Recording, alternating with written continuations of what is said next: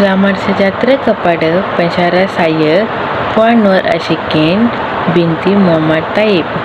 Sekarang, kumpulan saya akan membentangkan tentang laporan kes tadi. Nama saya ialah Syamni Ilenggovan. Nombor matrik saya ialah 15 DRM 19F 1026.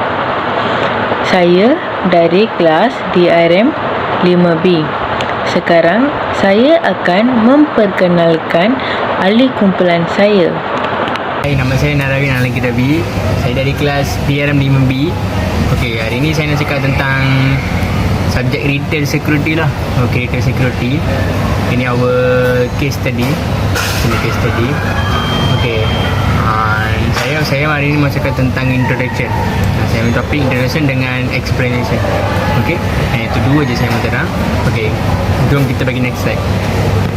Assalamualaikum, nama saya Muhammad Raif Shah bin Muhammad Khan. Nombor matrik saya 15 DRM 19F 1004. Saya ingin membentangkan retail security case study. Okey, kita kena start dengan introduction tentang laporan case study. Okay, hai. Okay, hari ni kita masuk dalam introduction yang case study tu. Okay, saya dapat yang case study yang ni, introduction. Okay, dalam situasi yang suka menyiasatkan ialah mencari menyeluruh untuk fakta, terutamanya fakta yang tersembunyi atau perlu diselesaikan. Okay, next. Matlamat utama menyiasatan adalah untuk mengetahui bagaimana atau mengapa sesuatu berlaku. Okay. Memilih sebuah syarikat restoran Perancis menyadari bahawa wang telah diambil dari pertumbuhannya. Okay, ini semua dah berlaku lah kisah dalam tu. Okay. Akibatnya dia memutuskan untuk mengubah penyiasat persendirian untuk mengetahui apa yang berlaku kepada dana yang dicuri. Okey, diorang tengoklah siapa yang kepada dana yang dicuri, diorang tengok. Okey. Dia tidak mahu melaporkan kepada polis kerana takut polis memfailkan pertubuhan terhadap salah seorang pekerjaannya. Okey, diorang tamu report takut sebab diorang file dalam pertubuhan seorang. Diorang takutlah. Okey. Diorang takut dalam kerja apa-apa ada masalah kan. Yang anggapnya sebagai keluarga. Pemiliknya hanya berminat untuk mengetahui sebab wang itu dicuri. Pemilik mahu membantu individu itu daripada mendakwakannya. Okey. Saya tu, sebagai pemilik, penjagaan dia harus melarang bekerja daripada terlibat dalam aktiviti haram lah, seperti curi wang. Tempat mana-mana yang kita pergi pun, diorang ada kes ke memang tak boleh kerja lah, memang tak boleh kerja. Mungkin diorang cek ada kes apa-apa ke, memang diorang tak boleh kerja. Okey, memanglah macam aktiviti haram lah, macam tu memang tak boleh lah kerja. Okey. Pengurusan pada tahap paling asasnya adalah disiplin yang terdiri daripada 5 fungsi umum. Memang ada disiplin banyak lah, ada 5 umum. Okey. Yang nombor 1 merancang, 2 mengatur, 3 kaki tangan, 4 pemimpin, 5 mengawal. Kita paling asal mengawal. Okey. 5 peranan ini adalah sebahagian daripada badan pengetahuan dan teori yang lebih besar tentang cara menguruskan dengan baik. Ini yang penting dalam kerja. Satu yang seorang yang berdisiplin lah. Memang yang ni semua, memang 5 yang ni memang kena untuk bekerja. Okey. Okey. Okey, lepas tu sebagai pemilik dia mesti memastikan punca dana dicuri dengan mengumpulkan semua fakta yang diperoleh oleh menyiasat persendirian. Dia juga mesti mengawasi pekerjaan untuk mengelakkan. Okey, hai. Okey, hari ni saya cakap tentang the importance of retail security. Apa yang kepentingan dalam retail security? Mempunyai sistem keselamatan adalah penting untuk mana-mana perniagaan moden. Sekarang punya situasi lah. Sekarang punya situasi memang keselamatan penting dalam satu perniagaan yang moden punya. Yang berkeselamatan menghalang aktiviti jenayah dan mengelakkan keselamatan orang ramai dan kaki tangan. Yang kamera keselamatan tu kira yang CCTV lah. CCTV tu semua tempat, semua tempat memang ada. Untuk menjaga diri kita dengan diri customer, pelanggan, untuk menjaga keselamatan lah. Sistem keselamatan moden ini mempunyai keupayaan untuk menambah nilai komersial kepada kedai runcit dengan menyediakan data pengurusan yang boleh menjimat perbelanjaan. Dia boleh menjimat lah, kita boleh jimat perbelanjaan lah, dan membantu memacak jualan. Ini yang kepentingan dalam retail security. Sekian, terima kasih. Wang tunai itu hilang kerana kecoyaan atau kecurian. Wang tunai berjumlah lebih 13,000 telah hilang oleh pemilik kedai makanan pertubuhan itu. Pemeriksaan telah diketuai ke atas wakil dan bank. Pemeriksa telah mengesahkan bahawa wakil dan bank tidak boleh dipersalahkan dalam kes pecah rumah ini. Walau bagaimanapun, dengan itu, pemeriksa telah mengganggarkan bahawa seseorang telah mengambil wang tunai semasa kotak simpanan masa.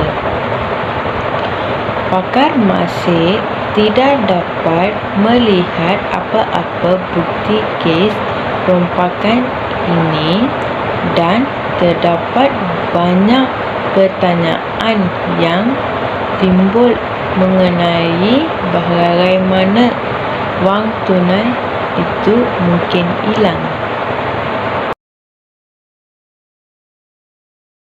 Ketahui NFIB pekerja anda mengecualikan agak majikan perniagaan kecil melakukan pemeriksaan latar belakang ke atas bakal pekerjaan.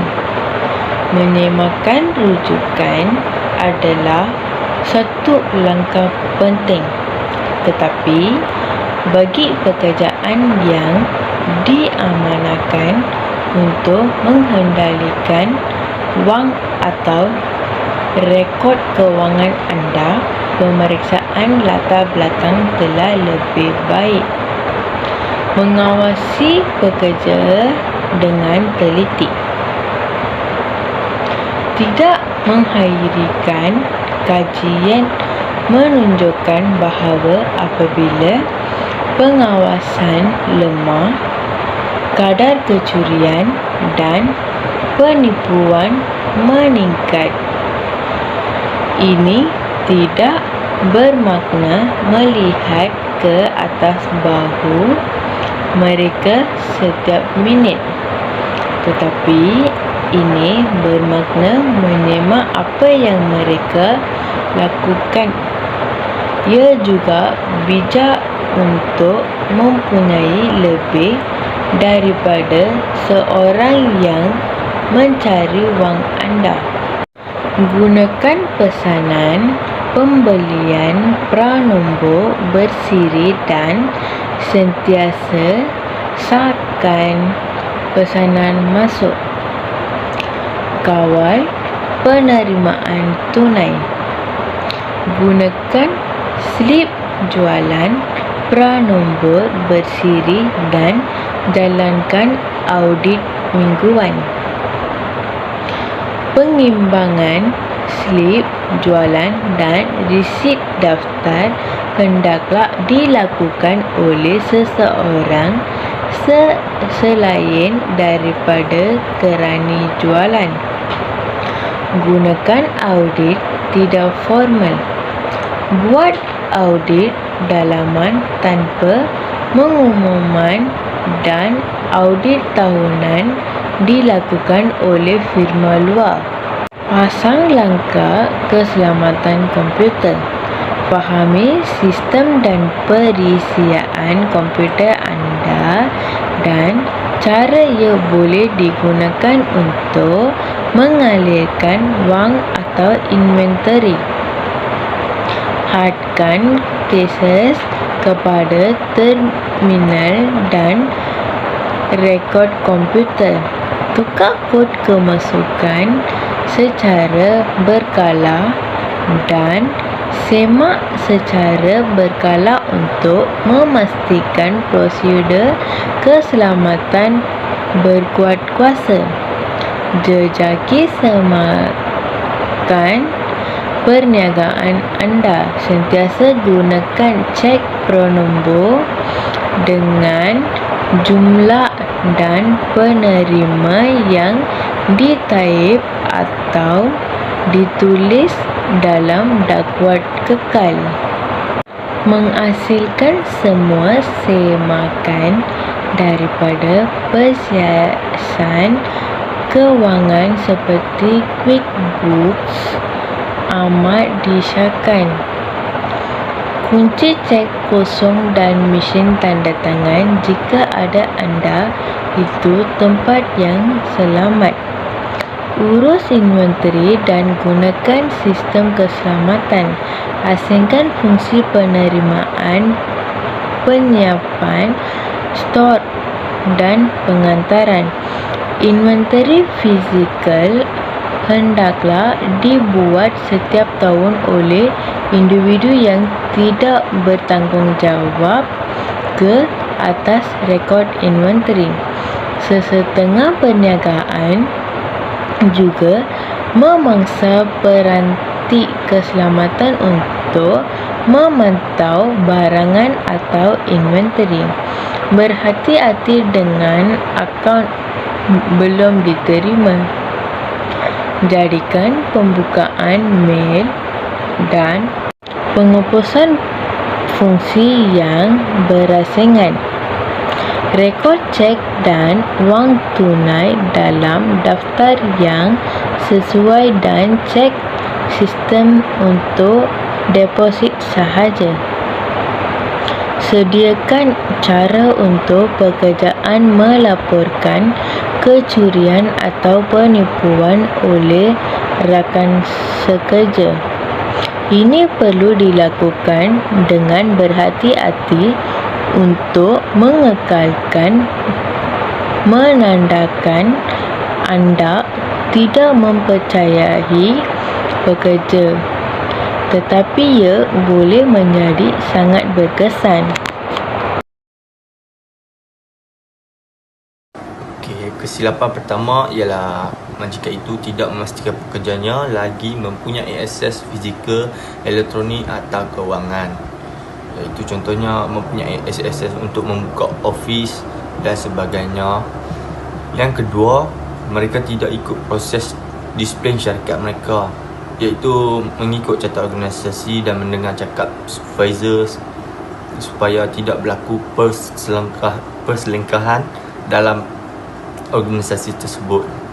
Yang ketiga, mereka tidak elakkan mencipta potensi liability, mengeluarkan gaji terakhir tepat pada masanya dan ikut peraturan perlu tahu, iaitu majikan tidak memberi gaji pada tepat waktu yang ditetapkan sehingga pekerja tersebut akan merasa ganggu dan ingin membalas dendam. Dan akhir sekali, mereka meletakkan kepercayaan sepenuhnya pada pekerja dan kemudian pekerja mereka mengkhianati pekerja majikan tersebut kerana sebab-sebab tertentu yang menggurus hati pekerja tersebut dan ingin membalas dendam terhadap majikannya.